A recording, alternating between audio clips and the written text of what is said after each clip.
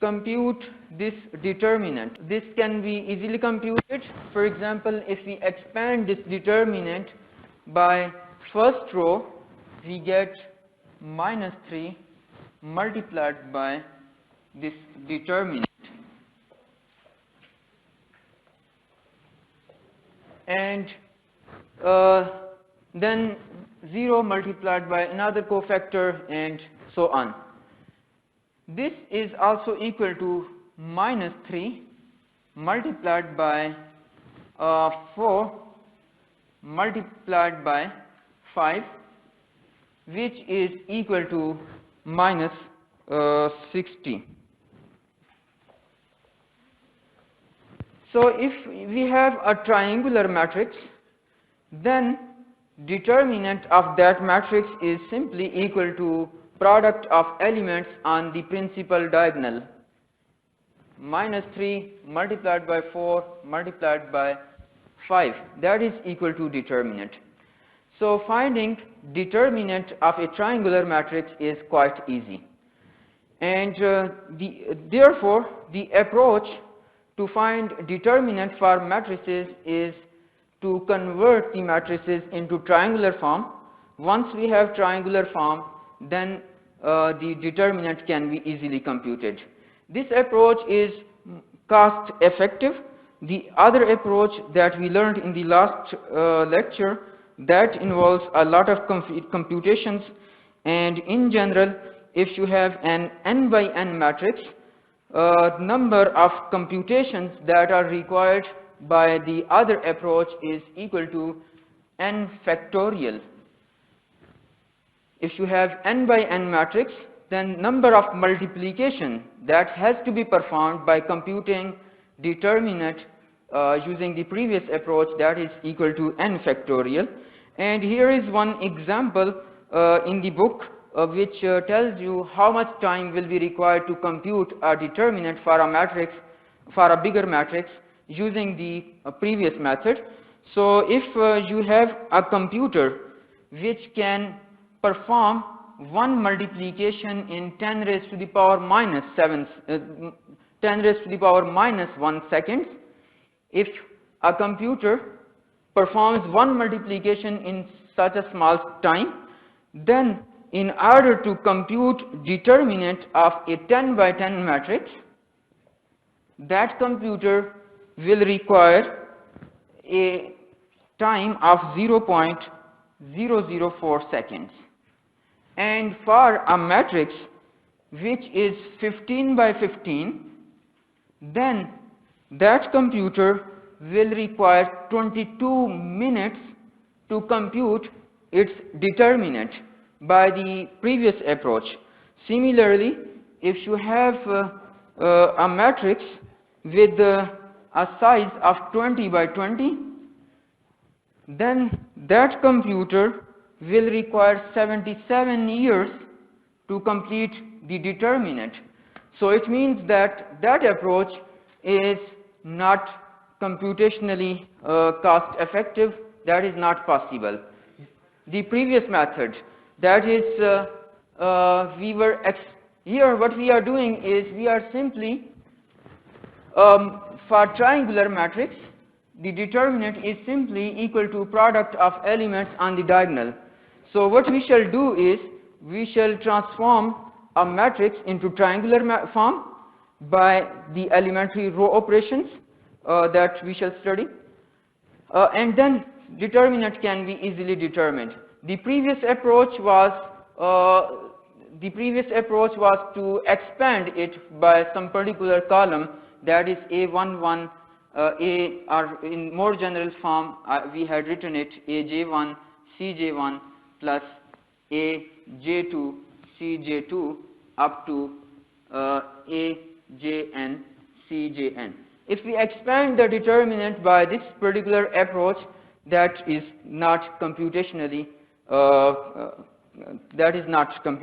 favorable.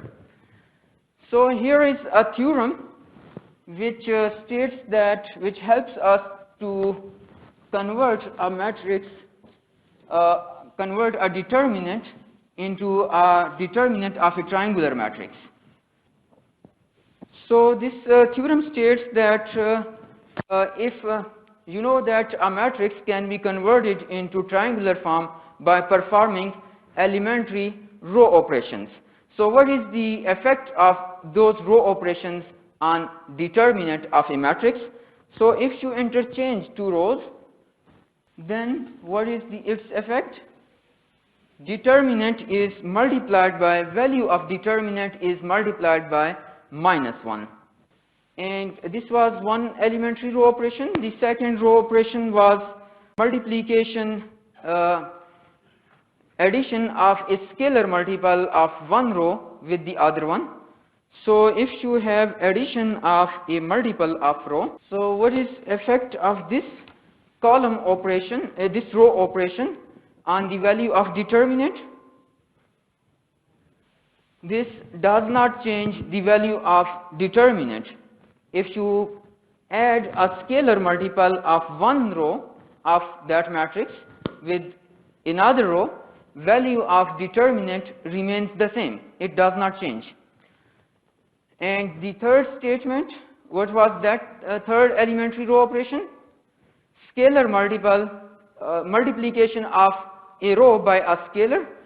So what is its effect? If you multiply a row by a non-zero constant, value of determinant is also multiplied by that constant. We shall prove these statements, but before we prove these statements, let's apply this theorem to compute determinant of a matrix. So we have this determinant. We want to compute this determinant, and you know that we can add a scalar multiple of one row with another row, and that does not change the value of this determinant. So if we multiply this row with -2 and add it with this row, value of the determinant will not change. So this determinant is equal to this determinant. Then this row is multiplied with -2 and added with this one. So here we get 0 and 5. -2 multiplied by -4 is +8, and 1 is 9. -2 multiplied by 6 is -12. We have this, and this row is written as it is. And then we multiply this row with 3 by 2, the first row with 3 by 2, and add it with the fourth row, and we get this thing. Over there, when you were performing row operations on matrices, you were using this symbol, that is, the matrices are row equivalent. Here, these are numerical values.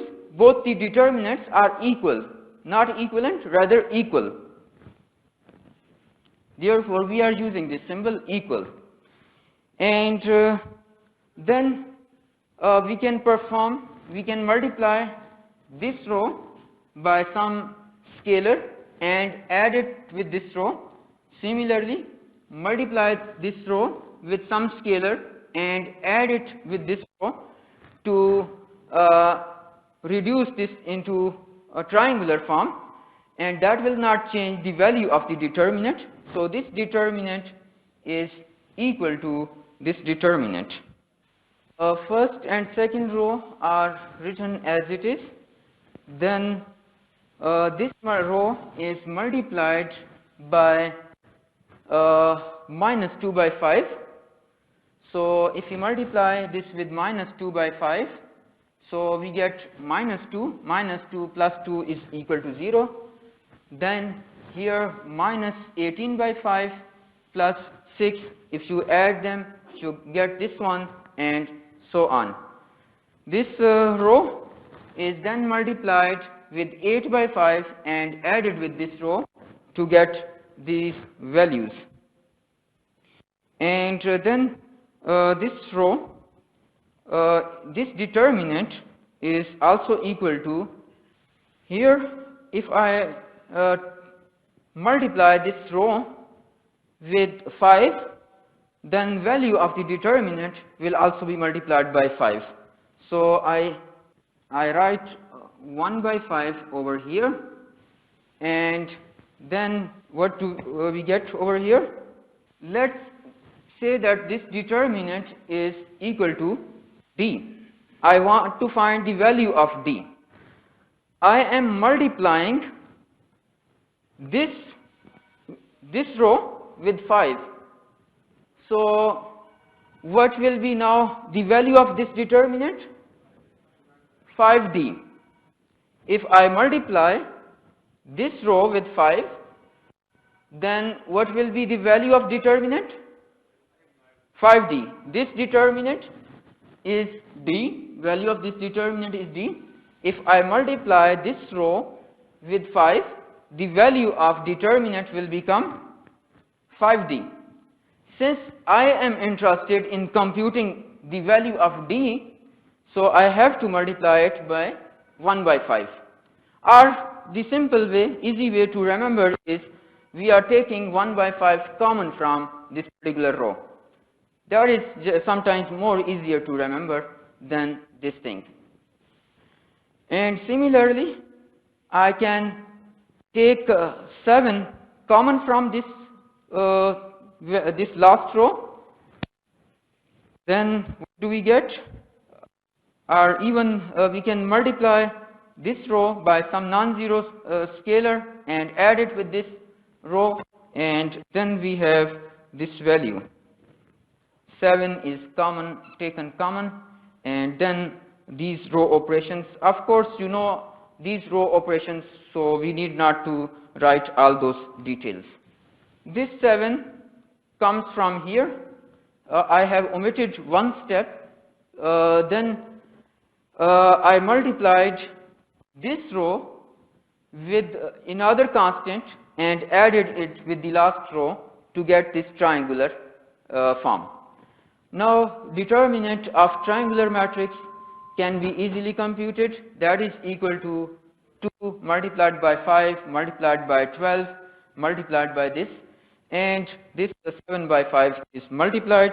That is equal to, yes. So that is not the same. So this observation is that are these two things the same? So are these operations the same? If, for example, over here we had what we had done is that we had multiplied R1 with minus 2,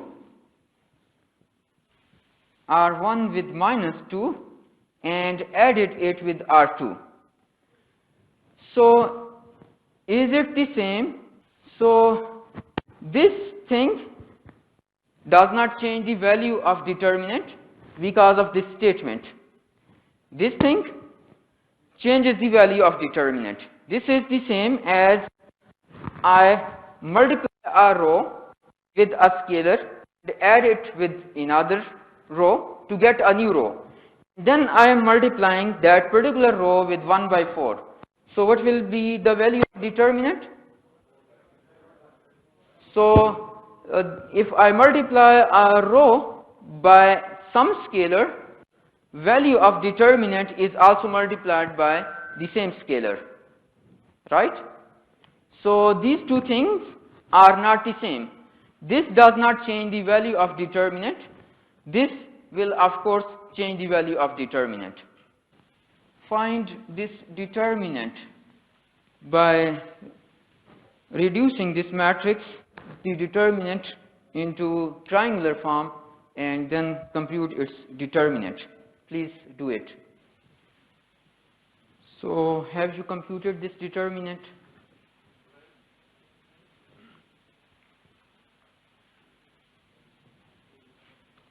So it comes out to be equal to 17.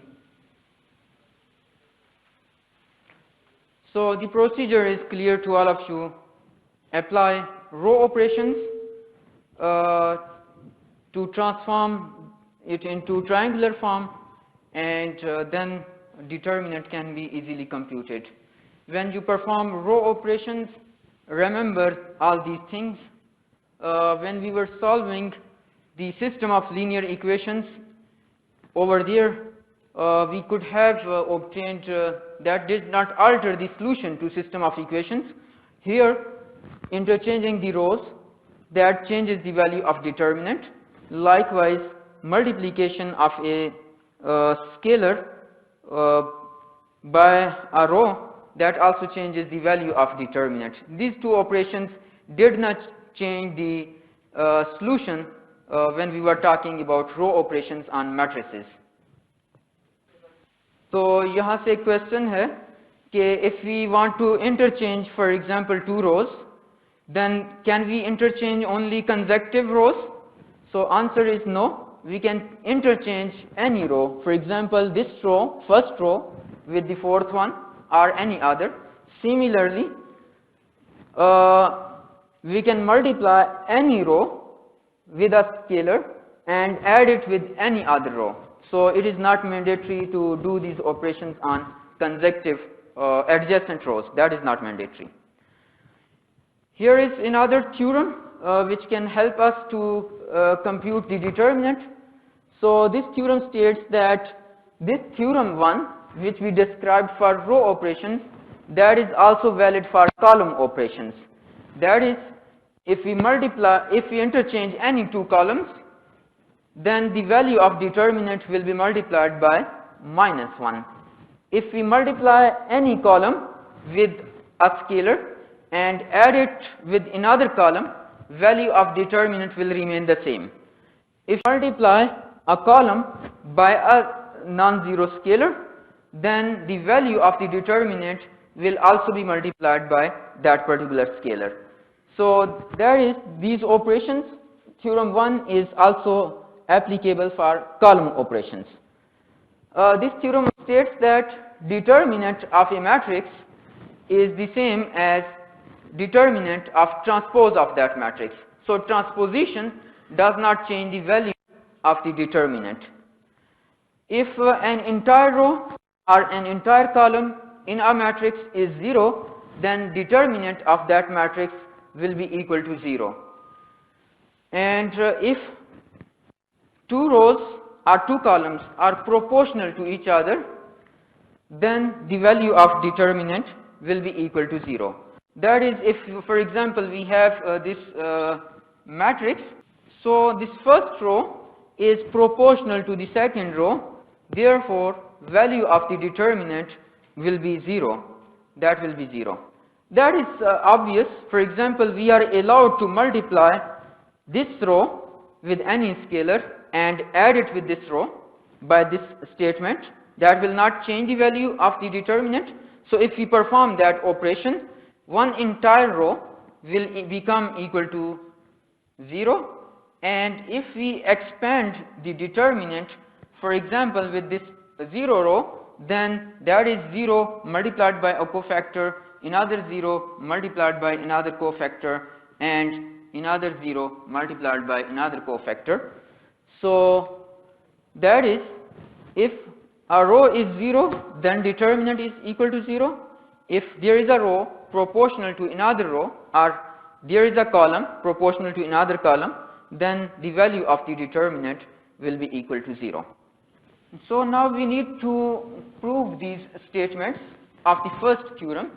So this first statement, it says that if we interchange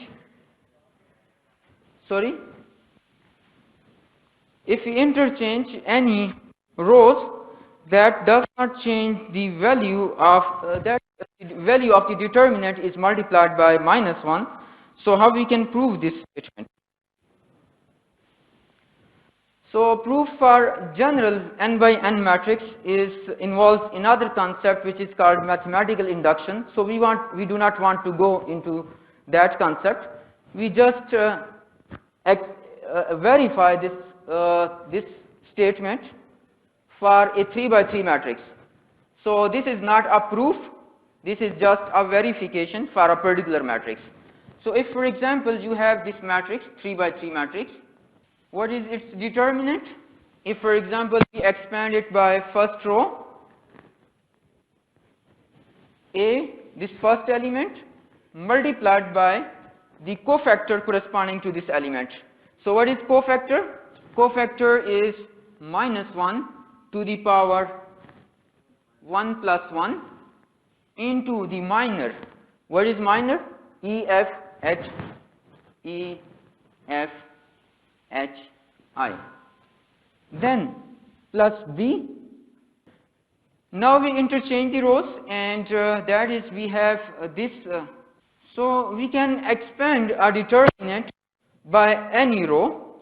So let's expand it by the second row. So what do we get? A multiplied by cofactor corresponding to it. So cofactor is -1 to the power. What is the power? 2 plus 1 into cofactor. This cofactor is EFHI plus. So you can see that this minor, which is being multiplied, is the same as this minor. The only difference is here it was power of -1 to the power 2. Here -1 to the power 3. So this is A multiplied by this minor minus B multiplied by this minor plus C multiplied by this minor. Whereas here we have minus A multiplied by this minor, this minor, this and this are same. The only difference is here negative sign, and -1 to the power 4 is +1, and then minus C. So there is this determinant is equal to a negative sign multiplied by this determinant. That is, this is if D1, this is D2, then D1 is -1 multiplied by D2. So if we interchange any two rows, that will the value of the determinant will be multiplied by -1. So this is not a general proof. This is just we have verified it for a 3 by 3 matrix. So a proof of this third statement is also simple. How you can proceed? For example, for this n by n matrix, how you can prove the third statement? If we multiply this third row by some constant scalar, then this is C, and C is some constant. If we expand this determinant by, for example, jth row, then we can prove that particular statement. What will be the difference between expansion of this determinant and this determinant?